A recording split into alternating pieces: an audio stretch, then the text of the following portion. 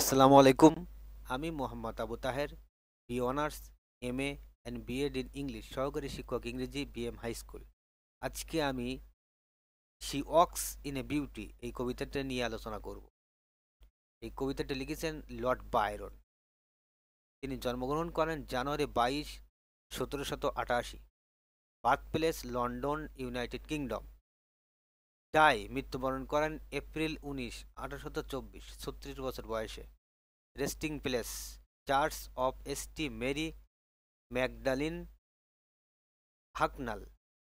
Notable works উল্লেখযোগ্য কর্ম: Don Juan and Childe Harold pilgrimage. Spouse name lady Byron. Occupation poet. Genre poetry. Theme praise of beauty. Stanza রয়েছে 3টা, line রয়েছে 18টা। She walks in beauty like the night. সে সৌন্দর্যের মাঝে চলাফেরা করে যেন রাতের মতো। কবিতার প্রথম লাইনটি নারীর সৌন্দর্যকে একটি গভীর শান্ত রাতের সাথে তুলনা করা হয়েছে। Of cloudless climes and starry skies. যেখানে মেঘমুক্ত আকাশ এবং তারাভরা আকাশ দেখা যায়। নারীর সৌন্দর্য শান্ত এবং নির্মল। এটি তার সারল্য এবং উজ্জ্বলতাকে প্রকাশ করে। And all that best of dark and bright. অন্ধকার আর আলোর যা কিছু সর্বোত্তম, তার মধ্যে রাতের মতো রহস্যময় এবং দিনের মতো উজ্জ্বল উভয় গুণই বিদ্যমান। Meet in her aspect and her eyes. সেগুলো তার চেহারা ও চোখে মিলিত হয়েছে। তার চেহারা এবং চোখ তার অভ্যন্তরীণ ও বাহ্যিক সৌন্দর্যের মিশ্রণ। তার স্মেলু টু দ্যাট টেন্ডার লাইট। যা এক কোমল আলোর মতো নরম। এই সৌন্দর্য তার চারপাশে একটি কোমল আভা ছড়ায়। হুইস হেভেন টু গাউডি ডে নাইজ। যা আকাশমণ্ডল রঙিন দিনের জন্য অস্বীকার করে। এই সৌন্দর্য দিনের জাঁকজমকপূর্ণ আলোর চেয়েও কোমল এবং স্বর্গীয়। One shade the more, one ray the less. এক টুকরো ছায়া বেশি বা এক টুকরো আলো কম হলে তার সৌন্দর্য এতটাই নিখুঁত যে সামান্যতম পরিবর্তনেও ভারসাম্য নষ্ট হয়ে যাবে। Had half impaired the nameless grace. তাহলে সেই নামহীন সৌন্দর্যের অর্ধেক নষ্ট হয়ে যেত। এই সৌন্দর্য এত সূক্ষ্ম এবং অভিজাত যে তা কেবলমাত্র নিখুঁত ভারসাম্যে বিদ্যমান। Which waves in every raven tress. যা তার প্রতিটি কালো চুলে ঢেউ তোলে। তার চুলও এই সৌন্দর্যের অংশ, যা রহস্যময় এবং মোহনীয়। Or softly lightens over her face. অথবা তার মুখকে নরমভাবে আলোকিত করে। তার মুখমণ্ডল একটি কোমল, আলোকিত, দীপ্ত নিয়ে উজ্জ্বল। Where thoughts serenely sweet express. যেখানে চিন্তাগুলো শান্ত ও মিষ্টিভাবে প্রকাশিত হয়। তার মুখ তার মনের প্রশান্তি এবং মাধুর্যকে প্রতিফলিত করে।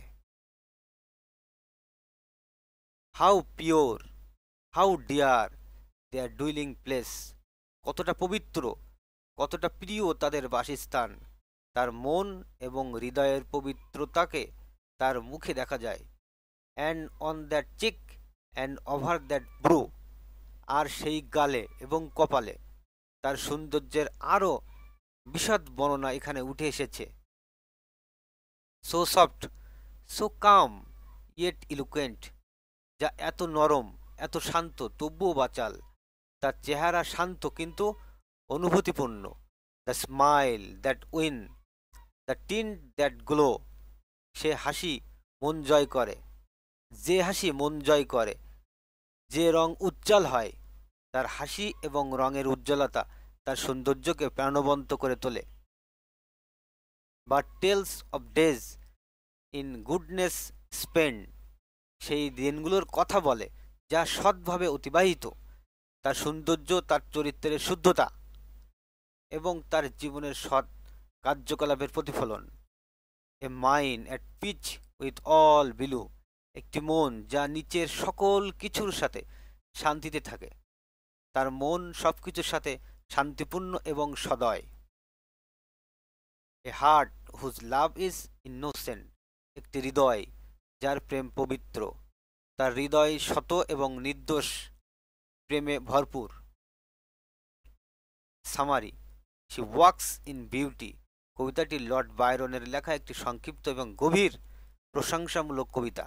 এখানে কবি একজন মহিলার সৌন্দর্য এবং তার ব্যক্তিত্বের প্রশংসা করেছেন। তার সৌন্দর্যকে কবি রাতের মেঘমুক্ত এবং তারাভরা আকাশের সাথে তুলনা করেছেন।